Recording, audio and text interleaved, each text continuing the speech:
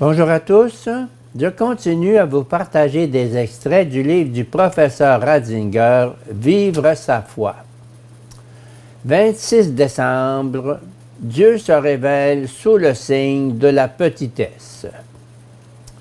En ce jour de naissance de la lumière, en cette entrée solennelle de la miséricorde dans le monde, il est une chose qui doit nous frapper et sans cesse nous remplir d'étonnement.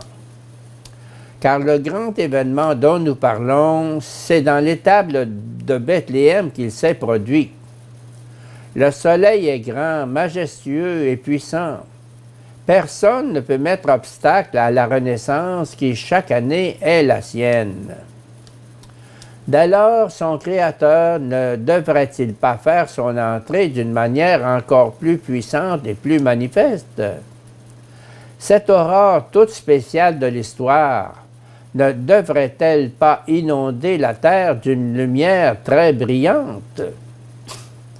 Et au lieu de tout cela, quelle pauvreté dans ce que nous lisons dans l'Évangile! Mais justement, cette pauvreté, cette insignifiance apparente, ne nous dit-elle pas comment le Créateur veut se rendre présent au monde? De prime abord, cela nous semble inconcevable.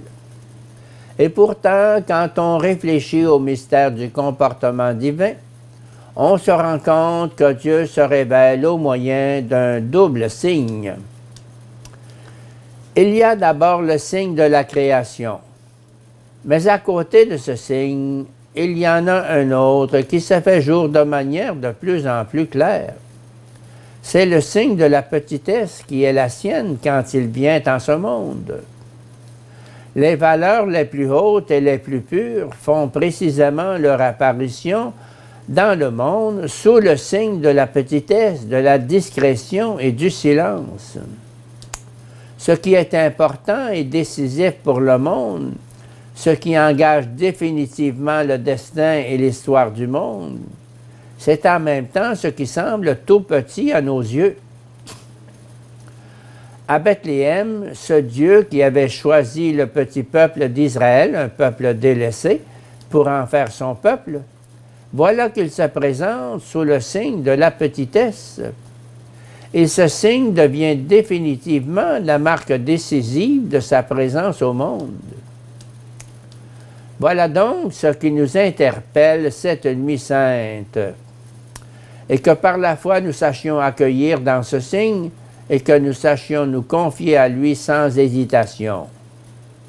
L'accueillir, cela veut dire se conformer soi-même à ce signe de vérité et d'amour. Car la vérité et l'amour, ce sont les valeurs les plus hautes. Elles viennent de Dieu, elles lui ressemblent, mais en même temps, elles sont bien les plus oubliées et les moins bruyantes.